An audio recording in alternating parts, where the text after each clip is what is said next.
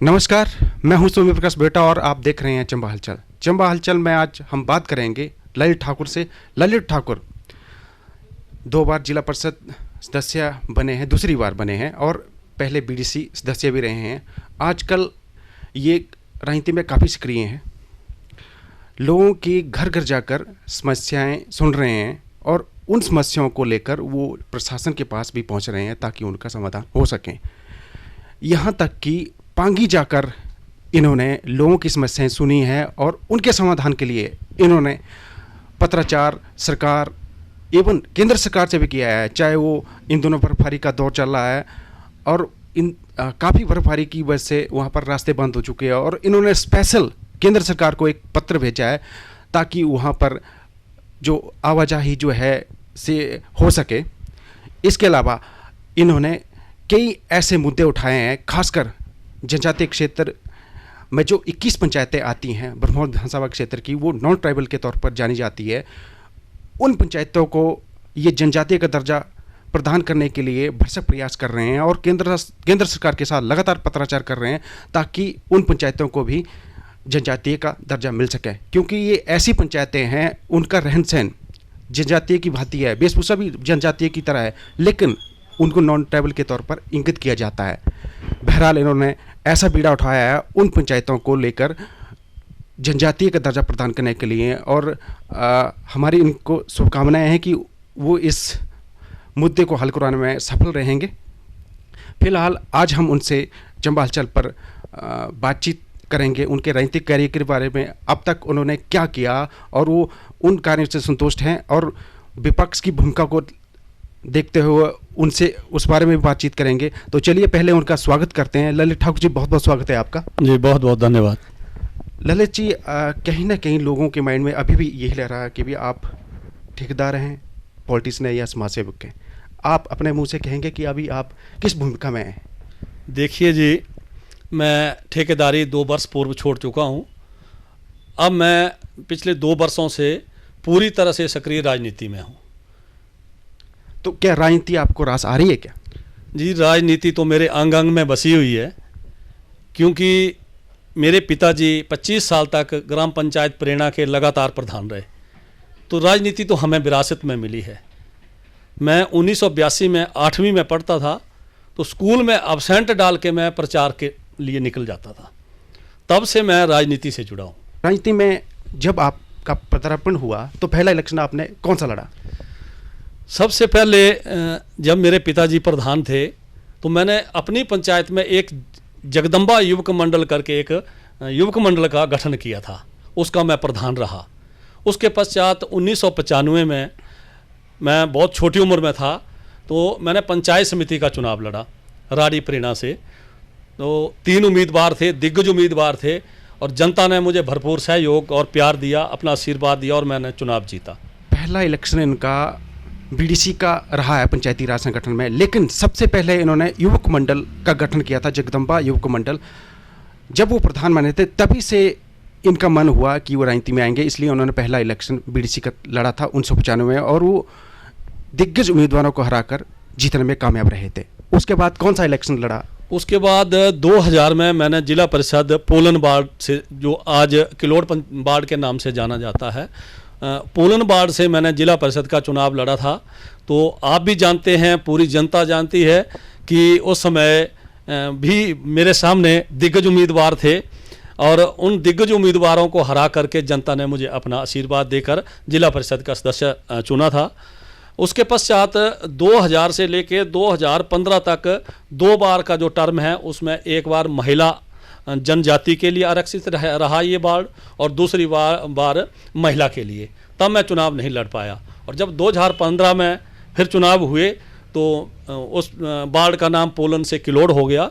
तो किलोड़ वार्ड से मैंने फिर चुनाव लड़ा और मुझे हराने के लिए सब पार्टियां जितनी थी उन्होंने जोर लगाया, अपने अपने उम्मीदवार दिए, लेकिन जनता ने मुझे भारी बहुमत से 2751 मतों के भारी अंतर से मुझे किलोड़ वार्ड से जिताकर जिला परिषद का सदस्य चुना। आपको नहीं लगता कि जब आप जिला परिषद का लगातार दूसरा चुनाव जीतते हैं तो आपको चेयरमैन के तौर पर प्रोजेक्ट किया जाता? जी बिल्कुल, पार्टी ने लगभग निश्चित भी कर लिया था, लेकिन कुछ लोगों को ये खतरा लगने लगा था कि कहीं इसको जिला परिषद का अध्यक्ष बना दिया तो कहीं हमारी टिकट साफ ना हो जाए। इस खतरे को भांपते हुए उन्होंने बड़े एक व्यूह रचना करके मुझे साइड लाइन लगाने की कोशिश की।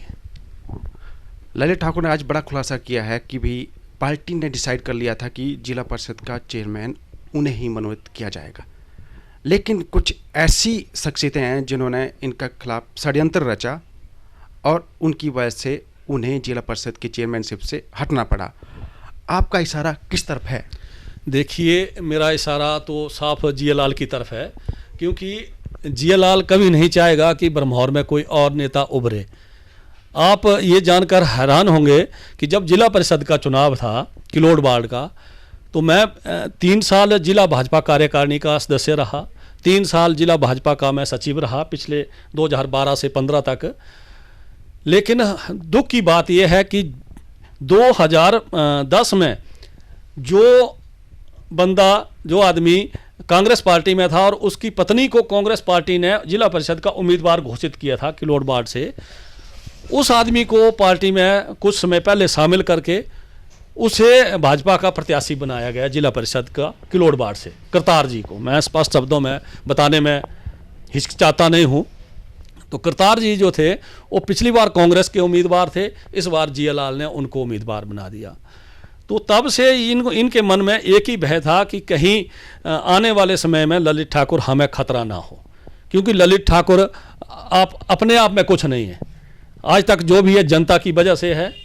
और जनता, जब भी मैं चुनाव में उतरा, जनता ने मुझे भरपूर सहयोग दिया, भरपूर प्यार दिया, और मेरा तो जीवन ही जनता के लिए समर्पित है। ललित ठाकुर कहते हैं और स्पष्ट तौर पर कहते हैं कि जियालालपुर ही ऐसी शख्सियत हैं ब्रह्मौर विधानसभा क्षेत्र में जो हार की वजह भी बन रही हैं। क्या जी जी बिल्कुल बिल्कुल, पार्टी को बिल्कुल बैकफुट पे ला दिया है उन्होंने। आज भाजपा ब्रह्मौर में कई खेमों में बटी हुई है, और जियालाल जी तो विपक्ष की भूमिका निभाने में भी पूरी तरह नाकाम रहे हैं। जगह जगह मंत्री महोदय झूठे शिलान्यास करते हैं, झूठे उद्घाटन करते हैं, उनको बड़ा शौक रहता है कि पुराने कामों का फिर से श्री गणेश किया जाए। तो विपक्ष का काम होता है उन मुद्दों को उजागर करना, जनता के सम्मुख रखना।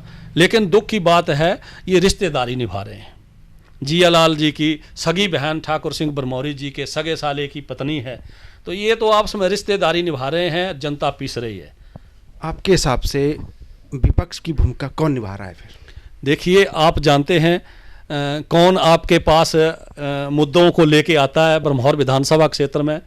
मेरे ख्याल से अपने मुंह से बात ये शोभा नहीं देती कि मैं अपनी तारीफ करूं, लेकिन जब भी ब्रह्मौर विधानसभा क्षेत्र की बात आती है तो विपक्ष के बारे में मैं आपके सम्मुख हर मुद्दों को रखता रहा हूं। और जियालाल ने तो कभी विपक्ष की भूमिका निभाई नहीं। जियालाल तो अकेले चलने में विश्वास करते हैं, उनको खतरा बना रहता है कि उसको साथ लिया तो मेरा टिकट कट जाएगा, तुलसीराम जी को साथ लिया तो मेरा टिकट कट जाएगा, चमन जी को साथ लिया तो मेरा टिकट कट जाएगा, भानीचंद जी को साथ लिया तो मेरा टिकट कट जाएगा, ललित को साथ लिया तो मेरा टिकट कट जाएगा। अरे भाई, टिकट तो पार्टी हाई कमान देगा, और हाई कमान टिकट ऐसे आदमी को टिकट नहीं देगा जिसको जनता भी नकार चुकी है। जो आदमी पंचायत में प्रधान पद का चुनाव नहीं जीत सका, पार्टी हाई कमान कैसे उनको टिकट देगा? टिकट तो उनको मिलेगी नहीं। हारे हुए प्रधान को टिकट कौन पार्टी देगी? तो जो उनके मन में भय है वो भय निकाल दे, क्योंकि उनको टिकट मिलने वाली नहीं है, ये बात स्पष्ट है।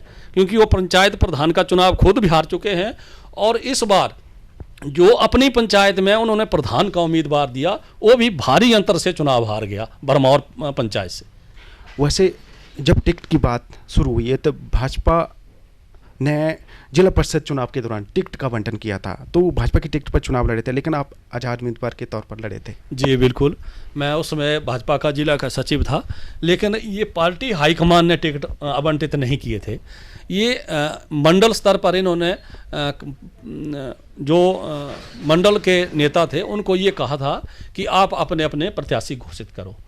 तो जियालाल को जो खतरा था उसकी वजह से उसने जो पिछली बार कांग्रेस के उम्मीदवार थे उनको टिकट दे दिया, मुझे टिकट नहीं दिया। लेकिन मैंने चुनाव लड़ना था, मेरे ऊपर जनता का प्रेशर था कि आप चुनाव लड़ो, क्योंकि 10 साल से मैं चुनाव नहीं लड़ पाया था रिजर्वेशन की वजह से। तो जनता का बहुत बड़ा दबाव था मेरे ऊपर कि आप चुनाव लड़ो, हमने आपको सपोर्ट करनी है, हमें आप जैसे नेता चाहिए, हमें ज़रूरत है। तो मैंने तो जनता के सहयोग से चुनाव लड़ा और जनता ने अपना परिणाम सामने दे दिया। आपका अगला पड़ाव किस ओर है? देखिए, जनता ने मुझे इसलिए जिला परिषद का सदस्य चुना कि मैं विधानसभा का चुनाव लड़ूं। मैंने पार्टी हाईकमान से भी निवेदन किया है और निवेदन करूंगा कि वो मुझे टिकट दे, क्योंकि ठाकुर सिंह ब्रह्मौरी को हराना जी लाल के बस में नहीं है।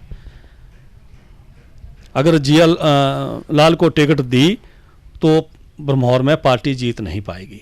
पार्टी हाईकमान इस बारे में विचार करेगा।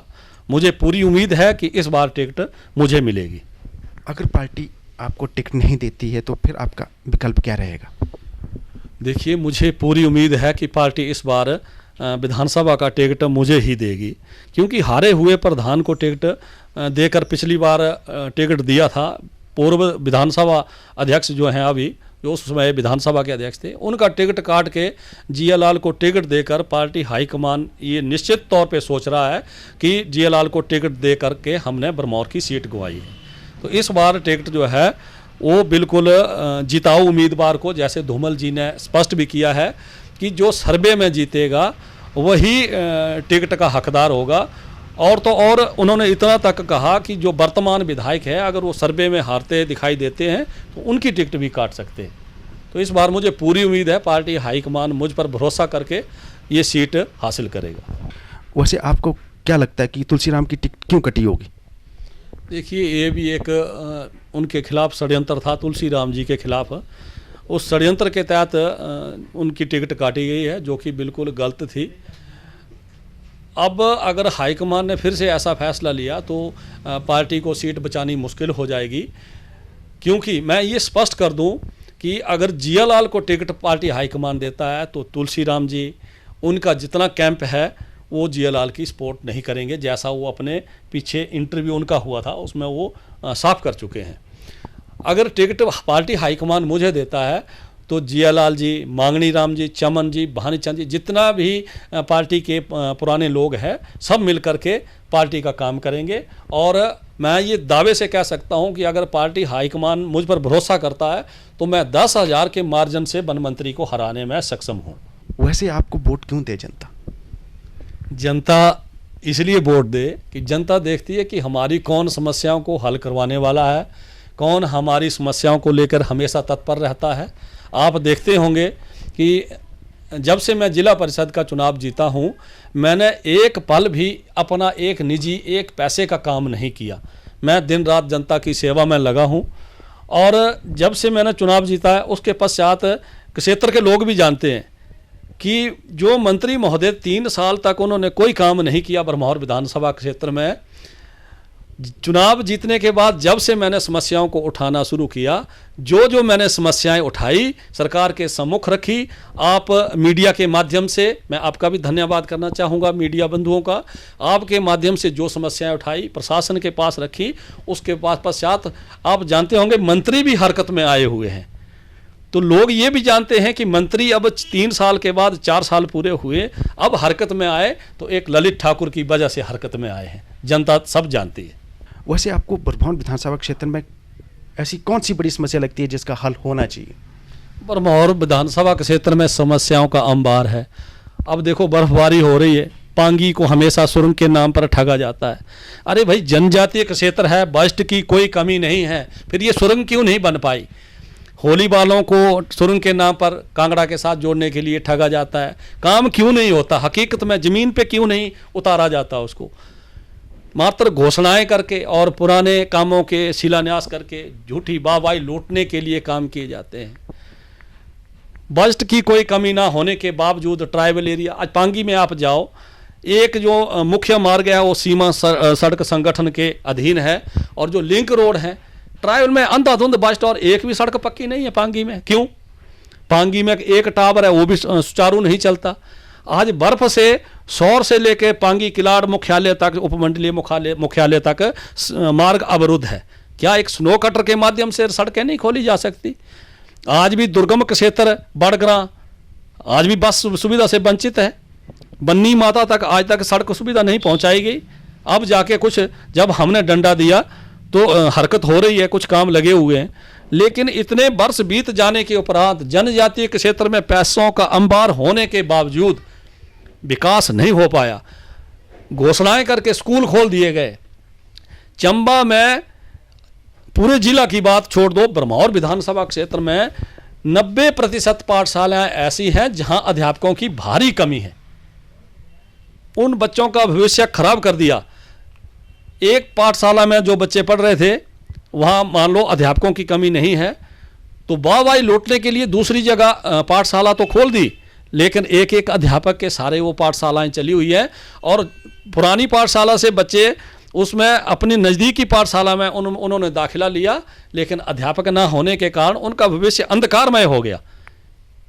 जब तक आप व्यवस्था सुचारू नहीं करेंगे तब तक कैसे हो पाएगा? बेरोजगारी की गंभीर समस्या है, इस ओर कोई ध्यान नहीं दिया गया। मैं आपके माध्यम से ब्रह्मौर विधानसभा क्षेत्र की जनता को ये बताना चाहता हूं कि अगर मुझे मौका मिला तो मैं सबसे पहले 2 काम करूंगा। अपने विधानसभा क्षेत्र में सुरंगों का निर्माण, एक पांगी के लिए और एक कांगड़ा को अपने विधानसभा क्षेत्र को जोड़ने का एक काम ये करूंगा। दूसरा, लघु उद्योग स्थापित करवाऊंगा ताकि बेरोजगारी समस्या जो है ये खत्म हो सके। हमारे लोग यहां से बद्दी जाके नौकरी करते हैं और 7-8 हज़ार में वहां गुजारा करते हैं। बद्दी में उद्योग लग सकते हैं तो चंबा में क्यों नहीं? चंबा क्यों आज तक पिछड़ा रहा? इन नेताओं की जो इनकी मंशा है वो इस ओर ध्यान नहीं देती। अगर बेरोजगारी की समस्या को खत्म नहीं किया गया तो इसके गंभीर परिणाम भुगतने पड़ सकते हैं हमें। वैसे ललित जी, ब्रह्मौर विधानसभा क्षेत्र में काफ़ी विद्युत प्रोजेक्ट लगे हैं, आपको फिर भी बेरोजगारी दिख रही है? जी बिल्कुल, बेरोजगारी बहुत गंभीर समस्या जो है जिला चंबा में बन चुकी है।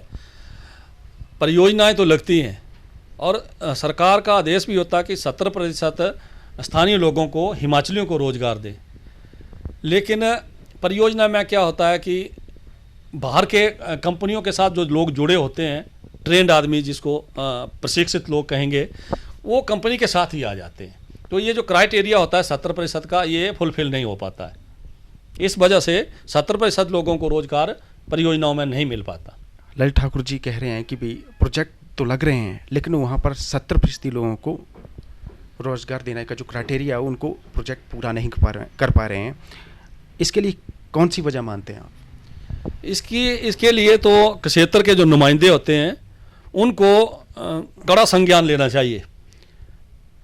कंपनी प्रबंधन के साथ बैठक करके उनको साफ साफ हिदायत देनी चाहिए कि इस परियोजना में इस क्षेत्र के लोग लगेंगे, आपने परियोजना चलानी है तो ठीक है, नहीं चलानी है तो हम नहीं जानते, हमने जनता के हित देखने हैं। अगर मैं एमएलए बना तो मैं तो ऐसा आदमी हूं कि पहले अपने लोगों को लगाऊंगा, अपने हिमाचलियों को, और विशेषकर नुमाइंदे का ये धर्म भी बनता है कि जिस क्षेत्र का वो नुमाइंदा है वो अपने चुनाव क्षेत्र के लोगों को वहाँ लगाए।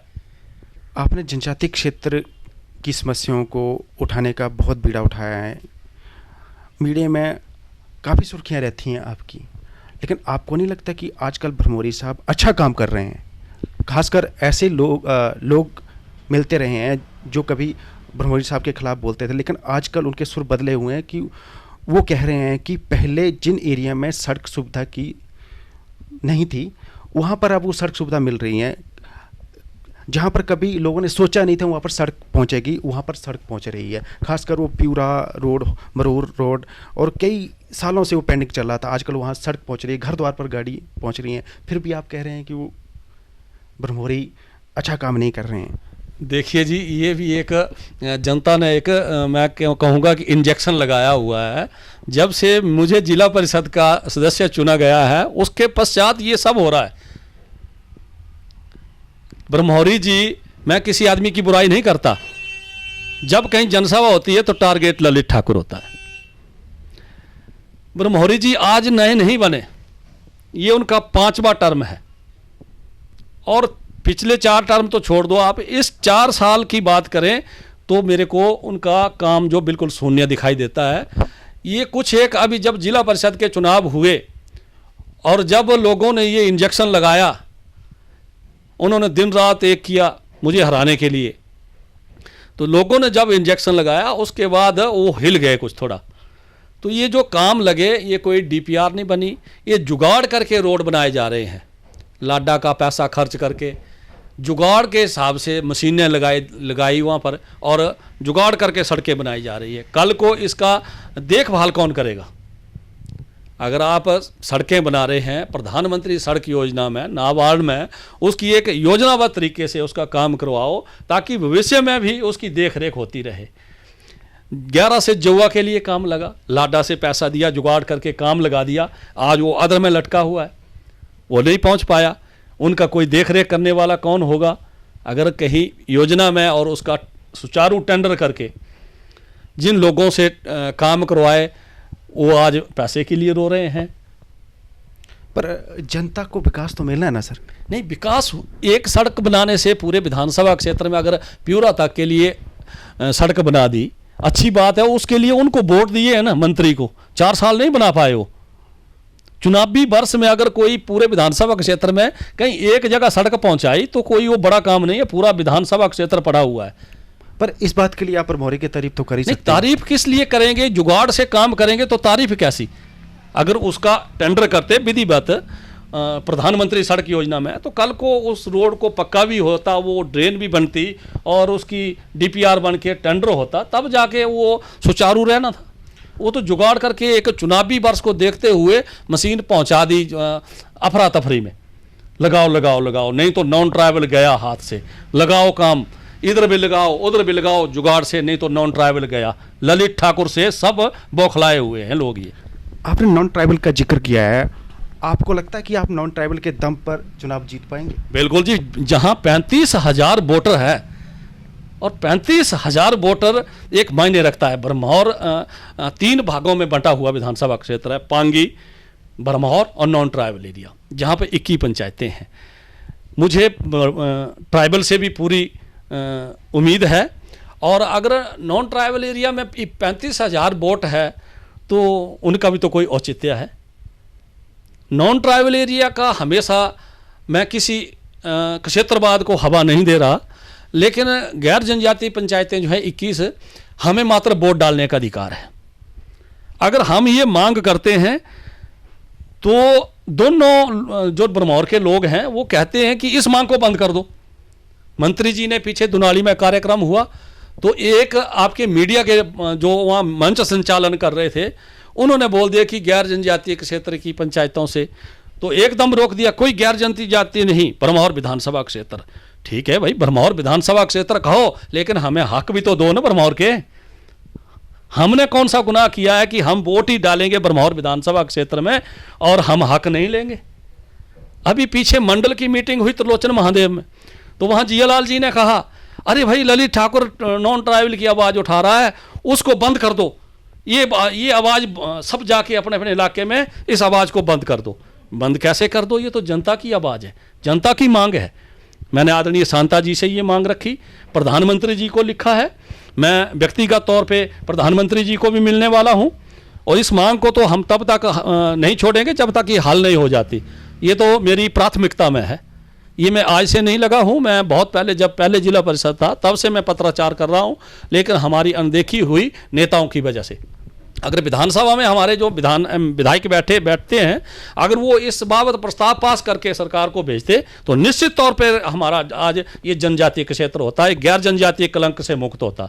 वैसे आपने जियालाल का जिक्र किया है, कई आरोप लगाए हैं उन पर, आप तो उनके खास थे, ऐसा क्या हो गया कि अब आजकल बहुत आग उगल रहे हैं उनके खिलाफ? देखिए, आग उगलने की बात नहीं है, खास हम पार्टी में हैं, पार्टी के लोग हैं, लेकिन अगर कोई एक आदमी दूसरे को नीचा दिखाने की कोशिश करेगा तो ऐसे तो नहीं चलेगा ना, ऐसे तो कोई विधायक नहीं बन पाएगा। पिछली बार जब मैं चुनाव में लगभग मैंने सारे गांव कवर कर लिए थे 2012 में, तो पार्टी हाईकमान ने मुझे कहा कि हमने सरकार रिपीट करनी है, आप चुनाव ना लड़ें। मैंने पार्टी की बात मानी, मैं हट गया, जियालाल के पक्ष में काम किया। और जब जिला परिषद का चुनाव की बारी आई तो जीएलाल को ललित ठाकुर खतरा लगने लगा।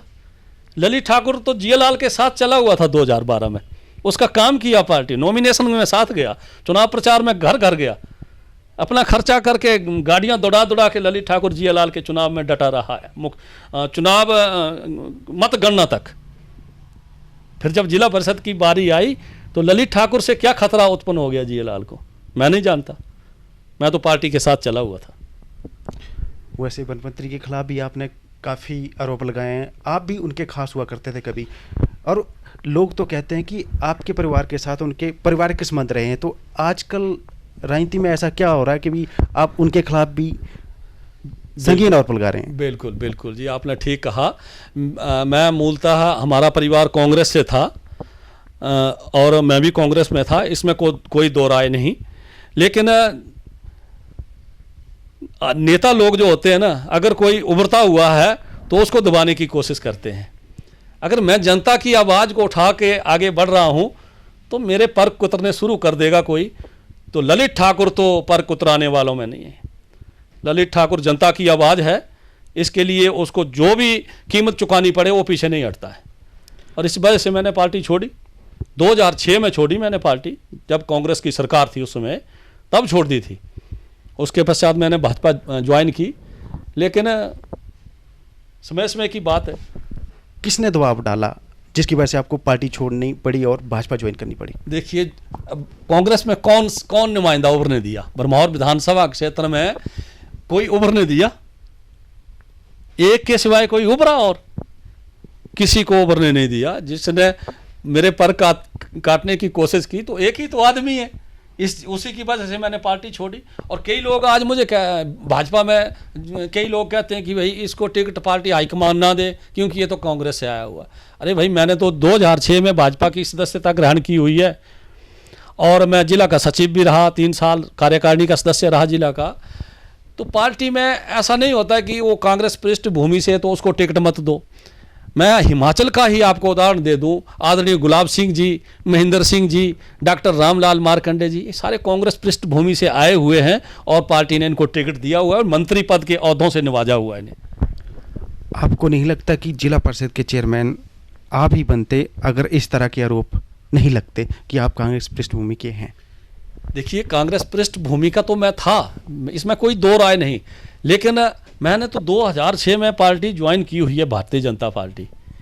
तो देखिए, गुलाब सिंह जी को देखिए आप, तो जब विधानसभा के चुनाव हुए और उसमें तुरंत उनको पार्टी का उसमें विधानसभा का अध्यक्ष बनाया और जब दूसरी बार चुनाव हुए तो टिकट भाजपा ने दिया। तो मैं तो 10 साल से पार्टी की सेवा कर रहा हूँ, 10 साल से मैं पार्टी के काम में लगा हूँ। जितने भी पार्टी के कार्यक्रम हुए उसमें मैंने भाग लिया, उसमें अपने खर्चे पे मैंने अभ्यास वर्ग करवाए अपने इलाके में, मंडल के। तो मैं तो लगा रहा पार्टी की सेवा करने में। मैंने 2006 में कांग्रेस छोड़ दी थी। एकदम तय हो चुका था कि ललित ठाकुर जिला परिषद चेयरमैन बनेंगे। दोबारा इस पर इसलिए आ रहे हैं क्योंकि इनका मेन जो मोटिव था, जब जिला परिषद के चुनाव लड़े थे तो जिला परिषद की चेयरमैनशिप जो थी इनकी नज़र थी और लग भी रहा था कि इन्हें चेयरमैन बनाया जाएगा। लेकिन ऐसा क्या हो गया अंत समय में कि आपको नकार दिया गया? अब ये तो पार्टी ही बता सकती है कि ऐसा क्यों हुआ। हालांकि अखबार में भी कुछ पार्टी के पदाधिकारियों ने दे दिया था कि भाजपा जो है ललित ठाकुर के ऊपर दाव खेलेगी, प्रेस में भी आ गया था। लेकिन आखिरी समय में पार्टी ने अपना फैसला बदल दिया। पार्टी का जो फैसला था वो मैंने सिर माथे मान लिया। अगर मेरे को उम्मीदवार बनाया होता तो आज चंबा जिला में कांग्रेस का अध्यक्ष नहीं, जिला परिषद का भाजपा का होता और 13 वोट मिलते। लेकिन हमने पार्टी के साथ गद्दारी नहीं की, हमने पार्टी को अपना समर्थन दिया। अब ना जाने क्या कारण थे क्यों भाजपा का नहीं बन पाया, वो तो वही बता पाएंगे।